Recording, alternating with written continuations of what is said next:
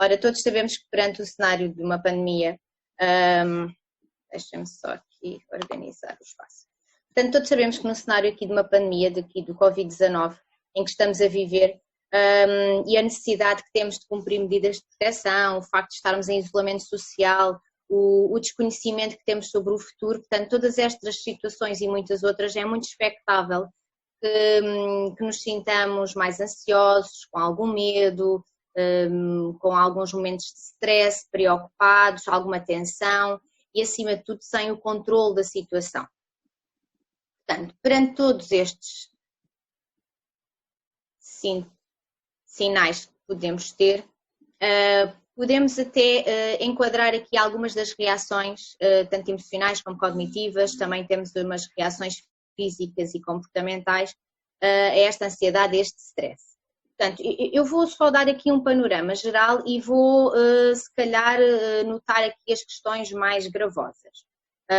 Não quer dizer que aconteça com todas as pessoas e não nos podemos esquecer que nós estamos perante, aqui particularmente, estamos a falar com pais de crianças com esclerose tuberosa e isso às vezes ainda tem aqui um acréscimo de complicações. No entanto, apesar de hoje isto ser dedicado muito vamos lá ver, à faixa etária dos pequeninos até aos 10 anos, não nos podemos esquecer que nós adultos, e acima de tudo os pais, se não tiverem suas questões emocionais reguladas e de certa forma com alguma tranquilidade, tudo isto poderá ser mais difícil. Portanto, fazendo este enquadramento, eu vou dar continuidade aqui às questões emocionais que podem surgir. Portanto, podemos ter momentos de ansiedade, de medo, maior stress, alguma angústia, sentirmos preocupados, ver momentos de tristeza, uma falta de esperança, porque não sabemos bem o que é que nos vai acontecer a seguir, ou mesmo durante esta fase. Haver alguma solidão, algum aborrecimento. Esta solidão não é no sentido de estarmos sozinhos completamente, mas no sentido de nos sentirmos sozinhos dentro da nossa casa. E também, Micaela, pode só reparar, obrigada. Sim. Além do mais, também temos as questões da irritabilidade, a frustração, ou seja, temos aqui vários indicadores emocionais que podem surgir nesta altura. Contudo, não quer dizer com isto que sejam anormais. Isto pode ser normal acontecer. Em relação às reações cognitivas, portanto, poderá surgir alguma dificuldade em manter a nossa atenção, a nossa concentração, parece que estamos muito mais dispersos, haver momentos em que apresentamos alguma dificuldade na tomada de decisões, não nos sentirmos tão eficazes nas nossas tarefas, haver alterações da memória, por vezes sentirmos confusos e distorcermos aqui até algumas das informações que podemos ter através da comunicação social e muitas vezes persistir alguns pensamentos mais intrusivos que acabam por nos incomodar o dia. Relativamente às reações físicas, seguinte.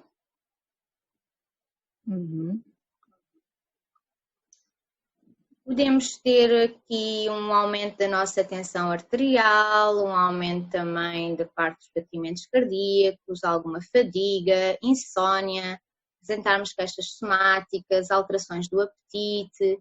Portanto, tudo isto também é expectável que possa acontecer. Não quer dizer com isto que aconteça sempre, nem todos os dias. E temos, por sua vez, também algumas reações comportamentais. Ficarmos mais agitados, partirmos mais rapidamente para o conflito, sentirmos mais agressivos, um bocadinho desconfiados, principalmente se tivermos de sair de casa e ter de estar com outras pessoas, aquela desconfiança de será que tenho vírus, será que não tenho vírus. Por vezes sentimos alguma dificuldade em manter atividades e até poderá acontecer o abandono de algumas atividades e claro que tudo isto muitas vezes causam problemas tanto conjugais como familiares e até mesmo laborais.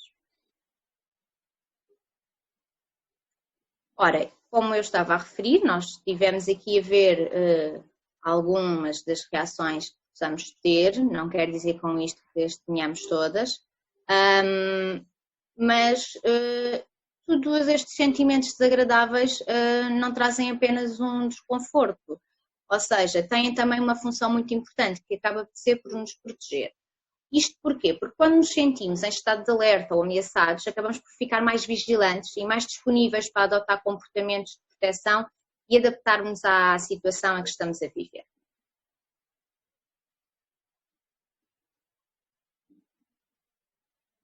Ora, estas alterações acontecem em qualquer família e em qualquer pessoa, mas não nos podemos esquecer que, associadas à esclerose tuberosa, temos muitas alterações ao nível do neurodesenvolvimento, alterações psiquiátricas e muitas vezes cognitivas. E temos de terem atenção que existe uma enorme variabilidade em cada criança.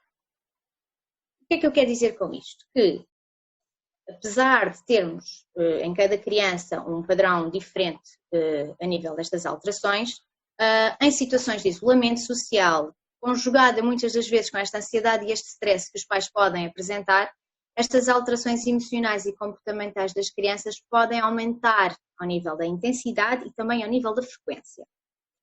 E é aqui que vamos nos focar um bocadinho e perceber que tipo de comportamentos é que podem surgir e que tipo de alterações emocionais é que podem surgir.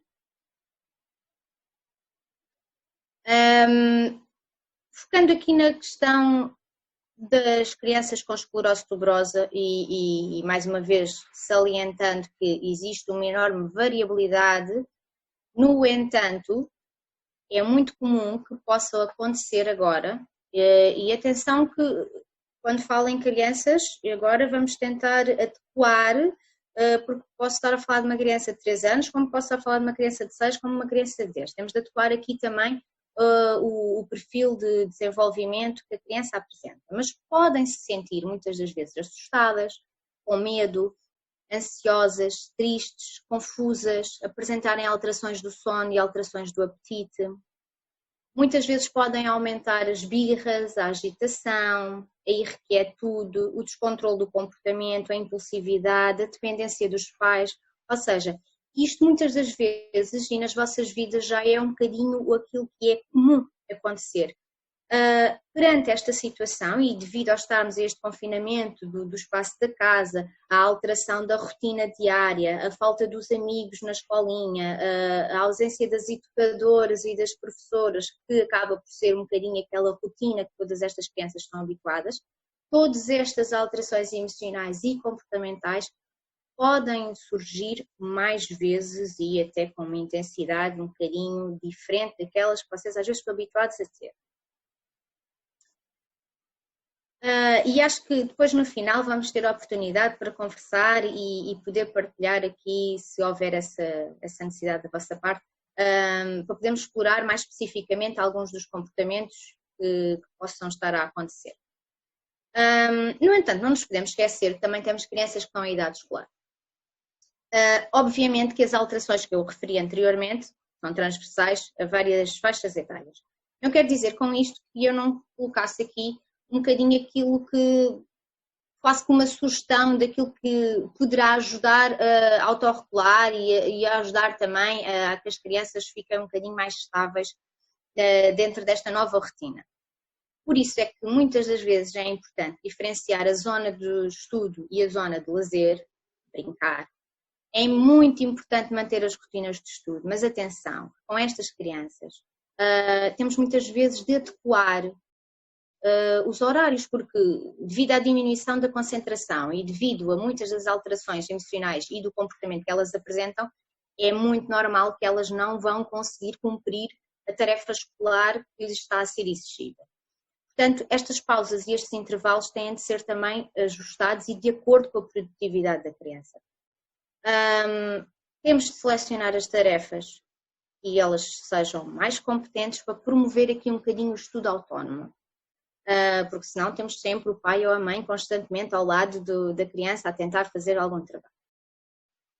Devemos encontrar também, junto do professor, encontrar aqui um melhor ajustamento das exigências escolares, ou seja, o professor deu esta tarefa, mas se o pai ou a mãe sentir que esta tarefa é demasiado exigente e que não estão a conseguir corresponder, então, e isto está a gerar frustração à criança, então se calhar temos aqui de redefinir a forma de trabalhar e também o conteúdo que a criança tem de trabalhar, e isso deve ser sempre articulado com o professor. Devemos falar com a criança sobre a importância também de limpar, organizar, arrumar o espaço de estudo, responsabilizá-la e também, de certa forma, dar-lhe aqui alguma autonomia. E aplicar muitas vezes o reforço positivo e as recompensas, porque sempre que elas cumpram uma, ou melhor, eu não digo uma, eu acho que eu até vou dizer mais, as várias tarefas do calendário que foi proposto naquele dia, eu acho que deve ter um reforço positivo ou uma recompensa.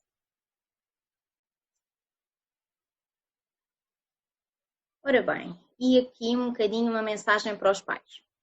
Isto porque, muito provavelmente, e sabemos que perante esta nova situação, em que todos temos de estar em isolamento social, temos muitos pais em teletrabalho. E a questão de estarmos em teletrabalho implica termos de gerir a nossa vida profissional e a nossa vida familiar ao mesmo tempo. E nem sempre é fácil mantermos esta sintonia. Portanto, eu coloco aqui, sempre que possível, devemos. Porque sabemos que as crianças com esclerose tuberosa muitas vezes criam-nos mais desafios e tudo aquilo que acabaram até agora de ler e ouvir não se vai enquadrar em todos os momentos. Portanto, acima de tudo, temos de ter a consciência e ser honestos connosco e perceber quando é que faz sentido aplicar alguma estratégia que ouvimos ou quando é que não faz sentido. Por isso, sempre que possível, devemos dar a oportunidade para expressarem os seus sentimentos e receios. Ou seja, quando a criança tem competência para o fazer, devemos sugerir e dar-lhe essa oportunidade de ela poder expressar aquilo que a está a angustiar, que a está a causar medo, que a está a preocupar. Devemos explicar o que é que se está a passar. Uma linguagem adaptada sempre ao seu desenvolvimento, de forma a também poder tranquilizar a criança. Devemos evitar a exposição a notícias na televisão, ou seja, é muito normal termos a televisão ligada e a certa altura a criança a perceber-se de alguns conteúdos. E isso, se sentirem que a criança fica perturbada ou com medo, há que evitar essa exposição às notícias. Há que manter as regras e os limites. E isto é sempre. Agora, na condição em que estamos a viver agora, temos de nos ajustar e adaptar. Porque se calhar o que era regra há 2 meses, agora pode não ser. E o limite, se antes o limite estava muito próximo, o limite agora pode estar um bocadinho mais distante. Portanto, também temos de ajustar e adaptar. Há que manter as rotinas, desde o acordar, a higiene, o vestir e os horários, tanto da alimentação como do sono. Devemos também organizar os períodos de tempo para estudar, para jogar, para brincar. O seguinte. Isto de criar um calendário semanal é muito organizador, mas também temos de compreender que poderá ser benéfico para algumas crianças e para outras não.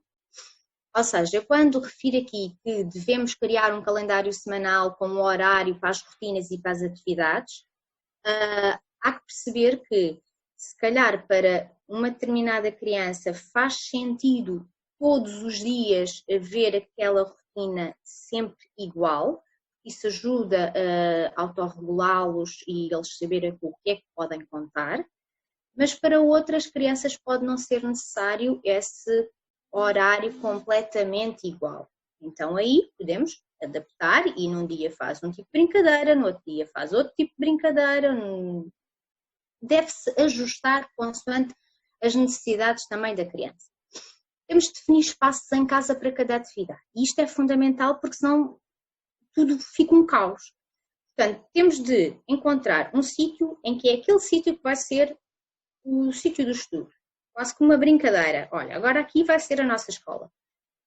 Num outro espaço, devemos ter bem definido que aqui é para brincar. Num outro espaço, por exemplo, para jogar, eu quando falo aqui em jogar, também falo aqui um bocadinho nos tempos de ecrãs. outro espaço, se possível, para a atividade física. E eu, quando digo atividade física, pode ser apenas o saltar, o fazer uma ginástica, com alguma brincadeira também pelo meio.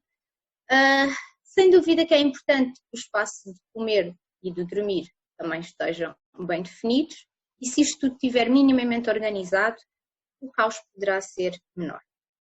Há que promover sempre as autonomias. Isto é fundamental sempre e não deixa de o ser agora. E sempre que possível devemos ser criativos. E quando esta criatividade não surgir, devemos sempre procurar estes conteúdos na internet, que é um facilitador.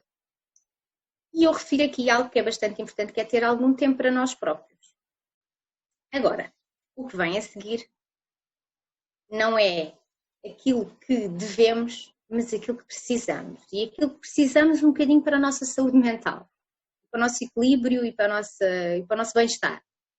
Ora, precisamos de reforçar a paciência, a flexibilidade, a compreensão, a cooperação e o afeto. Eu acho que estas 1, 2, 3, 4, 5 palavras refletem um bocadinho daquilo que nós mais precisamos. E se conseguirmos, isto torna-se um bocadinho mais leve. Relativamente àquilo que nós também precisamos de compreender e aceitar. E há pouco falei dos pais e cuidadores que possam estar em teletrabalho. É importante que estes pais percebam que não vão conseguir trabalhar o mesmo número de horas, nem vão ter a mesma produtividade. Portanto, há que ser, mais uma vez, honestos convosco. Têm de ser honestos convosco próprios e perceber que não, isto não vamos idealizar, vai ser assim, porque nem sempre vamos conseguir corresponder. Da mesma forma que precisamos desenvolver interações positivas e evitar conflitos. E precisamos de tempo. Tempo para nós próprios, em que precisamos de respirar fundo, por vezes, precisamos de fazer uma pausa de 5 minutos, precisamos de nos afastar por algum tempo, estar sozinhos numa parte da casa, sempre que isso for possível, e procurar também alguns momentos de relaxamento.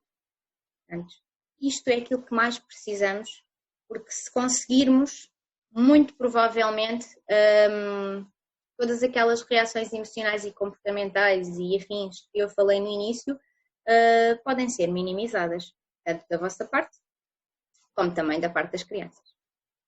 E agora vou-vos deixar aqui um espaço para partilhar, para perguntar, para conversar ou para desabafar. Obrigada, Filipa, foi excelente. Obrigada. Não sei se aqui alguém tem alguma pergunta ou quer fazer aqui alguma pergunta à doutora Filipa.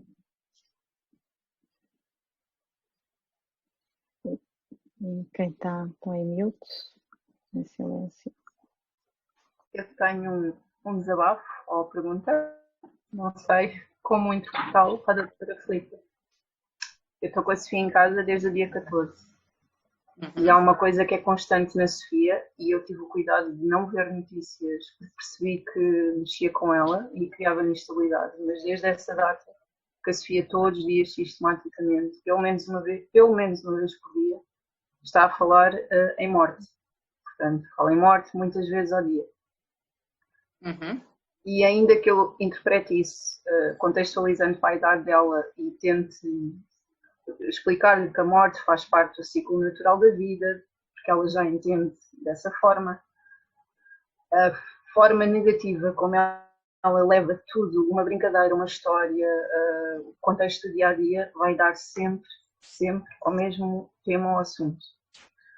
Eu já não tenho forma, ao final de 3 semanas, já não tenho criatividade de evitar, de contornar a questão ou o tema em si. Portanto, sugestões. Eu compreendo que seja também angustiante para si em relação a esta temática. E, acima de tudo, aquilo que nós sentimos e aquilo que nós pensamos e acreditamos sobre a morte, muitas das vezes vai ter reflexo naquilo que nós vamos partilhar e aquilo que nós vamos mostrar, de certa forma, às crianças. aquilo que disse que tem feito é o adequado e acho que é aquilo que tem de manter. Obviamente, nós temos muitas situações em que nos angustiamos, em que ficamos preocupados. Mas a morte é algo natural. Se nós lidarmos com a morte como sendo normal e natural, também vamos transmitir alguma tranquilidade à criança. Portanto, se tivermos de falar sobre isso, falamos. Se ela manifestar, além dessa curiosidade constante durante o dia, mas se manifestar pesadelos, aqui algumas alterações a nível do sono, ou que sinta que esta é a temática, está a acontecer? A Sofia faz medicação para dormir, os pesadelos voltaram, custa a adormecer, não dorme a noite toda, apesar da medicação que faz, está a ser muito complicado de gerir. Claro que anda mais cansada, mais irrequieta, tudo o resto, bem para creche. Né? Claro. Aliás, todas aquelas reações emocionais que eu falei no início, temos de as encarar como sendo algo normal nesta altura. Portanto, não podemos interpretar isto como sendo agora uma fase muito complicada. É de facto uma fase complicada, mas é normal acontecer. E por mais criatividade que a Vanessa acredite que possa ter para lidar com esta situação, vai-se esgotar. Há aquele dia em que nós já não sabemos o que é que devemos lhe dizer. Mas, acima de tudo, se ela persistir muito com a temática, não fuja do tema. Fale com ela o tempo que for necessário, vai-lhe respondendo às perguntas, normalizando e tranquilizando sempre que possível, mas fale as vezes que forem necessárias sobre o assunto. Okay. Não há nenhuma poção milagrosa, não vou conseguir dizer nada, nem vai encontrar nada na literatura que lhe diga vamos fazer isto e vai extinguir toda essa preocupação e ansiedade da Sofia. Não vai. Ela vai persistir. Temos é de conseguir fazer com que ela vá tendo esta experiência constante, ela vai falar sobre isto com a mãe sempre, não fuja do assunto. Isso vai também tranquilizá-lo. Ok, obrigada. E por sua vez, as insónias e tudo mais também vão melhorar, e os pesadelos, os terrores noturnos, etc. Filipe, acho super complicado, já para uma doença que também está relacionada com os problemas do sono, que tanta criança tem problemas em dormir relacionado com a esclerose tuberosa, ainda agora em casa onde tiram menos exercício físico, menos cansaço, estar sempre dentro de casa, eu acho que é tão complicado realmente, os horários completamente trocados. Eu sei também que aqui em casa já estamos nas horas de ir, sei lá, dormir à 1, 2 da manhã, acordar mais tarde, e essa parte de não conseguir fazer exercício físico e cansar o corpo é um problema depois no final do dia. E as birras, claro, que vêm associadas a isso, não é? Não estamos a passar uma fase boa para ninguém, até com crianças que não têm qualquer patologia de base. Todas estas reações emocionais que eu falei estão a surgir. Portanto, agora, com crianças com esclerose tuberosa e em que varia tanto de criança para criança a problemática, mas em que temos todas estas alterações já normalmente, portanto, isto tudo está a agravar. Como eu referi, está tudo a agravar a nível da intensidade, muitas das vezes também em relação à frequência com que acontece. Mas não temos uma solução à vista para que isto acabe. Isso seria a normalização das nossas rotinas e da nossa vida. Temos muito de nos adaptar. Acima de tudo, a tal rotina que tanto se fala que se deve manter é precisamente para diminuir aqui algum stress e alguma ansiedade, de forma a diminuir também todas essas birras, todas essas inquietudes, as insónias, os pesadelos. A rotina é para os conseguir regular da melhor forma. Eu estou a ter dificuldades, é só naquela parte do exercício, do cansaço, tentar fazer, e nós aqui em família conseguimos uma coisa, conseguimos ligar com a parte da família, não é? E incentivar através em contacto com outra parte da família ou até de amigos, fazer aulas em conjunto e realmente incentivar assim os participantes da família também a participar nestas atividades. Eu acho que foi uma forma, foi muito simpática e pronto, e assim realmente conseguimos pelo menos fazer um cansaço físico durante umas horas. Sim, temos aqui uma questão, Filipa. Sim, em que... Consegue ver? Sim, estou a seguir. Portanto, estão a solicitar aqui sugestões para lidar com crianças de 1 ano e 10 meses. Portanto, estão muito irritados, choram muito, muito dependentes dos pais, ou seja, aquilo que eu já referi que poderia realmente acontecer. Temos a agravante de serem gêmeos, portanto é tudo redobrado e têm um bom desenvolvimento. Ora, se não temos aqui qualquer alteração do desenvolvimento, isto já nos facilita um bocadinho no sentido de procurar aqui as estratégias, ou seja, e não só, e também acreditarmos que estas estratégias poderão ser um bocadinho mais eficazes. Uma criança de 1 ano e 10 meses, por norma, ela já necessita muito da presença dos pais. E sem dúvida alguma, se esta criança neste momento está mais irritada, chora mais, procura mais os pais, acredito também que estes pais estejam um bocadinho mais ansiosos, mais cansados, mais saturados de estarem neste isolamento social. E daí que é importante, e eu vou inverter aqui um bocadinho, não vou me focar tanto no comportamento da criança, neste caso das crianças, mas vou-me focar um bocadinho no tipo de comportamento ou de reação emocional que estes pais possam estar a ter. E acho que é um bom exercício se estes pais conseguirem perceber o que é que mudou na rotina, e acho que vão encontrar muita coisa certamente, mas encontrarem aquilo que mudou para vocês, aquilo que sentem que vos está a causar maior ansiedade, maior angústia, maior desafio, e tentar normalizar ou tranquilizar esses aspectos. Porque se os pais estiverem tranquilos, já vão conseguir transmitir essa tranquilidade aos filhos, de sua vez irão mostrar menos dependência, menos irritabilidade, menos choro. Isto só em relação às questões emocionais da parte dos pais. Claro que o tempo para os pais estarem sozinhos, nem que seja 5 minutos, o momento para um bocadinho de relaxamento.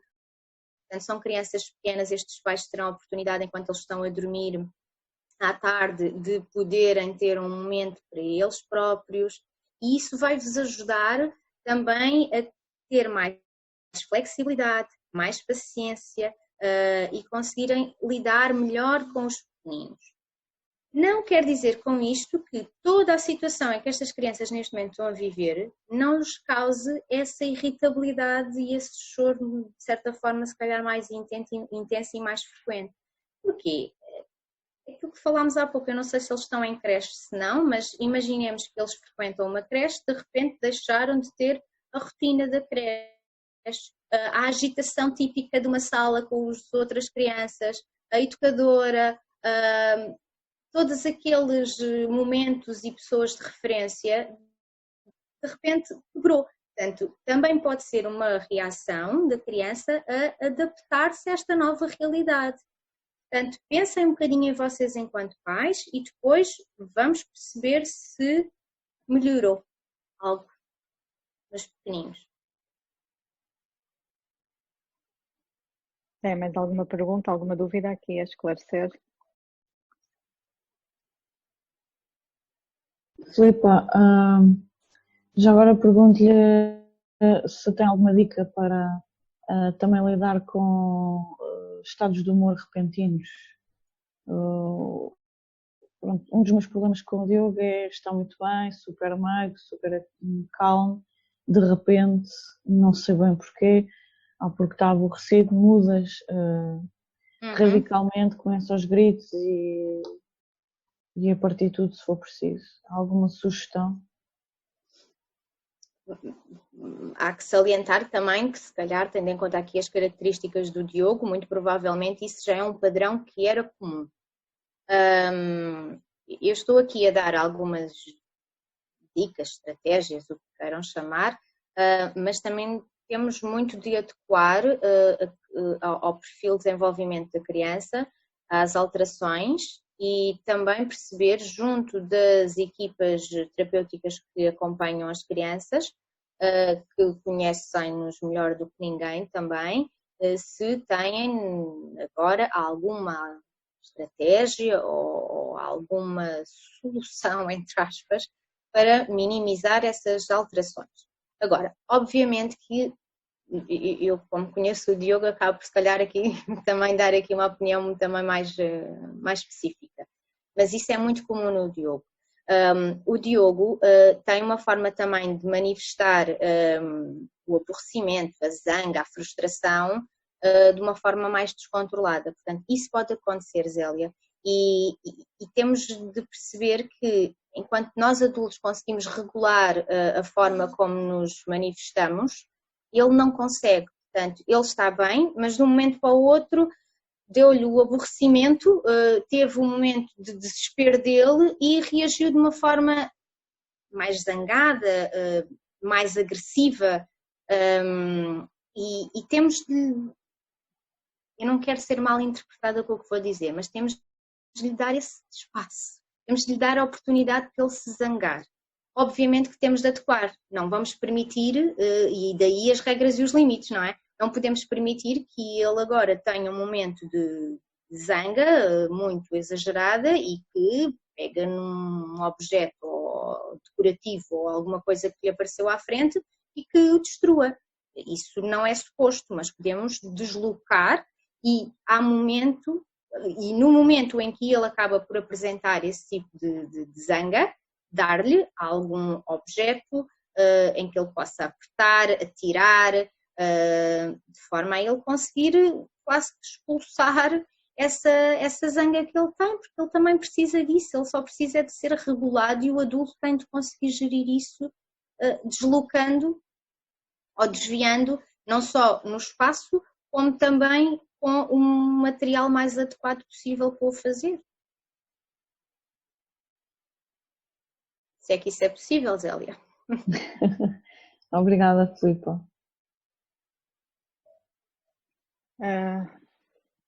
Mais alguém tem alguma dúvida? Aproveitar a perguntar à doutora Filipa aqui.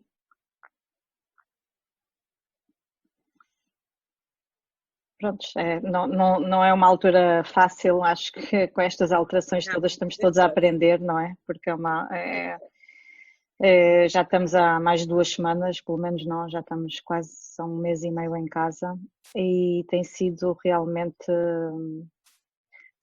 vamos aprendendo e mudando as nossas rotinas, mesmo tendo as rotinas, mas vamos alterando e tentando fazer o nosso melhor, mas é muito complicado e eu penso que com crianças no espectro de autismo é ainda mais complicado mantê-los ativos e ocupados, mas temos que fazer o nosso melhor e tentando ajustando aqui às nossas novas realidades.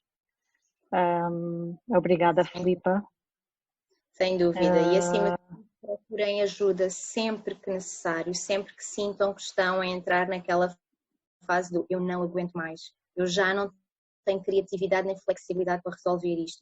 Procurem essa ajuda, porque... Filipa, já estou nessa fase. Ok. Estou em desespero. Porque assim, lá está, quando entramos neste desespero, e já vamos aqui em 3 ou 4 semanas para alguns, é normal que se esgotem as estratégias de fazer alguma coisa com eles. Portanto, é importante procurar essa ajuda, até porque aqui eu acabo por não querer dar nada de muito específico, quero deixar assim o leque um bocadinho mais abrangente, mas quando a pessoa sente que está a precisar dessa ajuda mais específica, aí sim acho que de terapeuta ou de psicólogo para o pai e para a mãe será mais fácil para conseguirmos depois encontrar as melhores estratégias e soluções. E Eu no sem outro dúvida. dia estava a caminho do supermercado. Eu disse: não, vou mais devagar, que é para ter mais tempo fora de casa, para respirar e ver uma paisagem completamente diferente, para tentar relaxar e voltar para casa com energias completamente diferentes. Quer dizer, esta coisa de sair para o supermercado tornou-se mesmo como se fosse um oxigênio para nós. Sem dúvida alguma. O que E ontem também estava a pode fazer ser, uma caminhada e estava um senhor sentado dentro do carro a respirar. pois, apesar de, às vezes, esta saída para o supermercado muitas vezes ser um bocadinho estressante e É angustiante. muito, é muito. Sem falar, sim. Eu Temos só de estar em estava a falar perigo. do caminho, sim, completamente. Cada vez que eu tenho que entrar numa superfície ou em contato com pessoas que eu não sei como é que eles andam, Claro, é uma ansiedade muito grande e depois volto para casa, nunca claro, sei se trago, não trago, o que é que vai ser. exatamente. Para mim é tudo Então, stress. Eu vivo sozinha com o Diogo. Para sair, eu tenho que levar o Diogo. Fazer com que ele não ponha as mãos em lado nenhum é muito complicado. Vivo num apartamento, portanto tenho que entrar em elevador, porque escadas com o Diogo é quase impossível. É muito estressante tudo. Sim, sim, sim. E às vezes temos mesmo de perceber o suporte social que temos à volta, o suporte familiar, de forma a podermos minimizar aí algumas situações, porque se calhar podemos tentar, pronto, eu não quero falar especificamente do caso da Zélia, mas se estas situações acontecerem, obviamente que devemos perceber se existe alguém que possa ir às compras por nós uma vez por outra, porque com uma criança com necessidades especiais, passa a palavra, é muito mais exigente e muito mais estressante as saídas de casa, isso não há qualquer sombra de dúvida. Filipa, mas ele precisa mesmo de respirar um bocadinho. Sim, Ele está sim, sempre pronto a qualquer momento para calçar os sapatos e sair. Eu tenho que o convencer para não o fazermos, para o manter calmo, não saindo, mas às vezes eu tenho mesmo que agarrar nele e sair, senão. sim, sim. E é importante, nós percebemos que as orientações que temos é para evitarmos ao máximo sair de casa, mas devemos de ver cada caso a um caso. E há crianças que precisam de sair, nem que seja subir e descer a rua 3 vezes, mas isso é necessário para elas também. Portanto, devem-no fazer com o máximo cuidado possível, como é óbvio, e com todos os cuidados que temos de ter também com o regresso e a entrada em casa, mas temos de avaliar aqui os riscos. Isto torna-se tudo muito complicado nesta altura, é. mas Mas Helena, temos não de. consegues através da junta de freguesia para te fazerem as compras? Por exemplo, entrar realmente numa superfície com o Diogo, eu consigo perceber que é quase impossível ele não tocar nas coisas, mas pelo menos tu conseguires sair com ele todos os dias só para subir e descer a rua, ir para um parque ou entrar no carro, mas não numa superfície, alguém que te faça essas compras.